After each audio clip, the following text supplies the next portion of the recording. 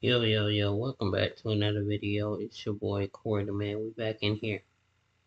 Yeah, we got another one on hand for today. Okay. Now we just started our new video. Just now being able to get on here. And we good, bro. I like how as soon as we end the video, the views start coming in. That's not me being mad, that's me being happy. It probably just doesn't seem like it right now, but I'm really happy that the views coming in.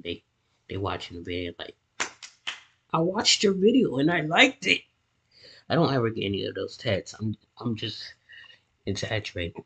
But let's get into it. This is the rise and fall of Crystal Burgers. So we'll see what happens. Krystal is a ripoff of White Castle. But Mm, this hasn't I heard stopped that this food before. chain from reaching great heights in the United States, Right? especially in the southern parts.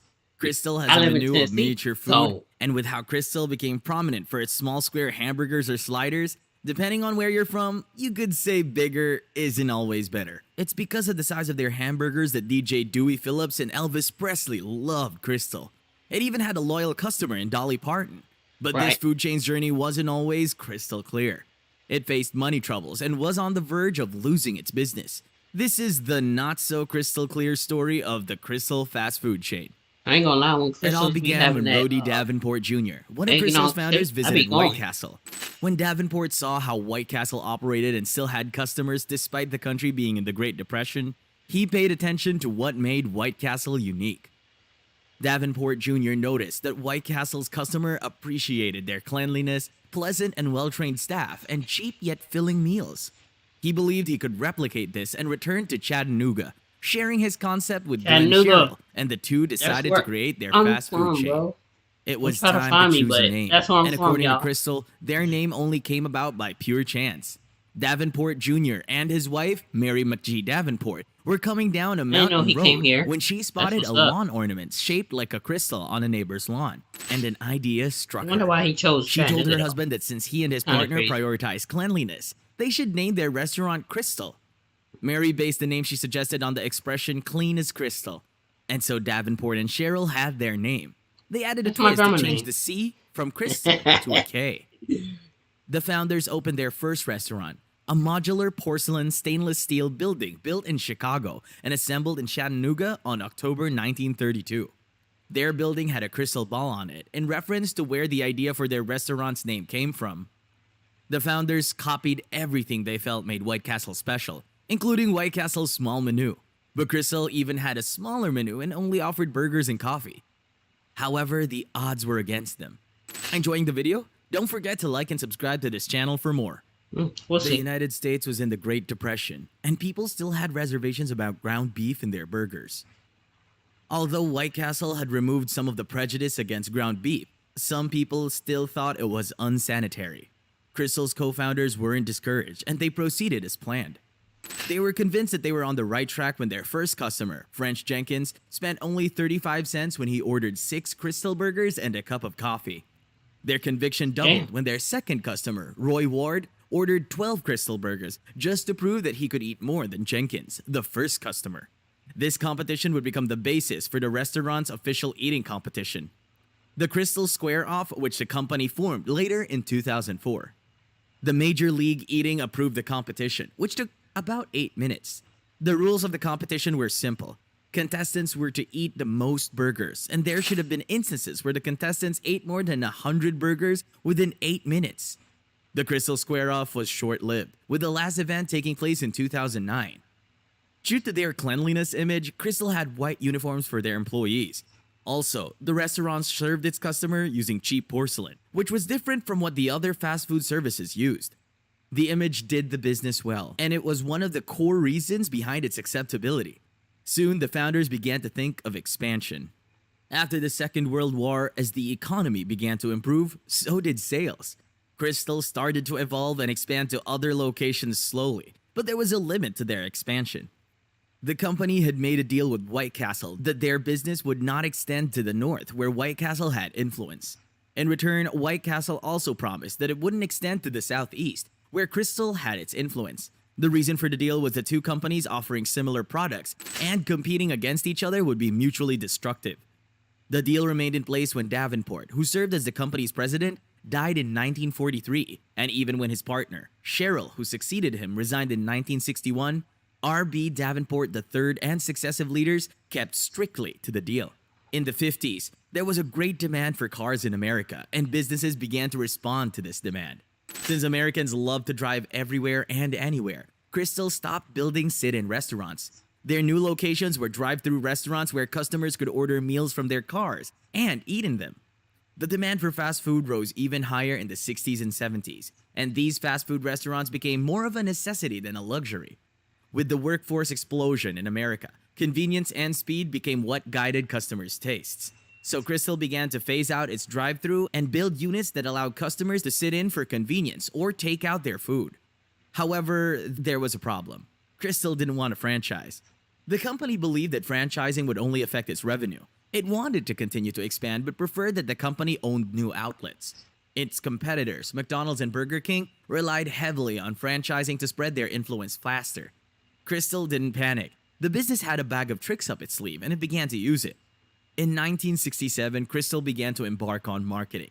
As a restaurant based predominantly in the southeastern part of America, the company began to lean into its southern identity. They propped themselves as the choice of the top southern celebrities. Krystal hammered on the fact that the king of rock and roll, Elvis Presley and Dolly Parton, loved their burgers. The business also claimed that its name inspired country musician Crystal Gayle to choose her stage name. The company's strategy worked and it was just getting started. While Krystal didn't sell franchises, it bought franchises from other businesses. In 1969, the company created a subsidiary called Davco Foods. Davco Foods served as the franchise-obtaining arm of Krystal. Through it, the company bought franchises from Wendy's International, one of its rivals. Krystal was the exclusive franchise owner of Wendy's in Baltimore and Washington, D.C. The company made money from its rivals, and it wasn't affected as it operated Wendy's in markets it didn't plan to expand to. So, its own business continued to thrive. Krystal's Davco did so well that it got more Wendy's franchises and even got exclusive business in Northern Virginia too. Krystal even used Davco to buy Po Folk's restaurant chain, but soon made Po Folk independent and put the Davco unit under it. The company tried to continue to compete, and under its new president, Carl Long, it doubled its efforts to focus on what people knew it for.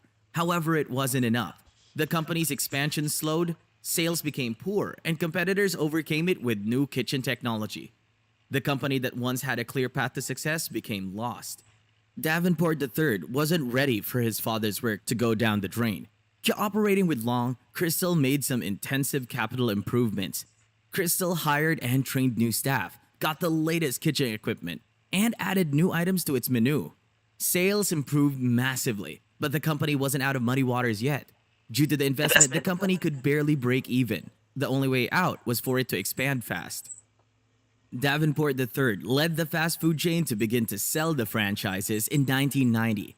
However, like the founders, he was also skeptical about franchising, so he reached a compromise. Rather than give full licenses to the franchise owners, he only gave them half franchises to build drive-through restaurants called the Krystal Quick. By 1992, Krystal had 19 franchise owners, and in 1993, it began to sell full franchise permits. Franchising worked for the company. It became more popular and profits improved. To capitalize on these improvements, the business also began to open new company-owned restaurants to go with the franchise system. Also, it decided to go public and sell shares to the public. However, Krystal soon hit a setback. In 1994, the food chain restaurant's managers sued that Krystal was being unfair to employees by overworking and not compensating them adequately. The company chose to settle out of court but lost millions in legal fees. Despite these expenses, Krystal's legal problems were far from over. In 1995, another set of employees sued, and to prevent losing money, the company declared bankruptcy.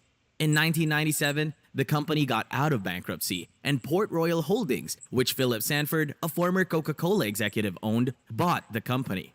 Sanford took the company private and was determined to improve the company's fortune. He introduced new items to the menu, and by 2002, the company had a presence in 11 states with 420 locations. However, Krystal would eventually close some of these locations. In 2012, Port Royal Holdings sold Krystal to Argonne Capital Group, which sold it to Fortress Investment Group LLC and Golden Child Holdings in Yeah, let's 2020. see. I've In been that hearing a same lot about 2020, that. the business filed for bankruptcy again. However, this hasn't stopped the company from operating, as it has now penetrated the Puerto Rican market. From starting as a White Castle ripoff, Krystal grew to have its distinct brand and menu. It underwent financial and legal setbacks, but still got back on a profitable path, even if it meant losing its status as a family business. However, maybe things would have been different if the company had franchised early. Or what do you think? Do you think the Krystal should have franchised their business early, or is their slow expansion style better? Comment what you think, and don't forget to like this untold story of Krystal and subscribe to this channel for more. Hmm, that was a good video. Thank y'all for watching. I'm gonna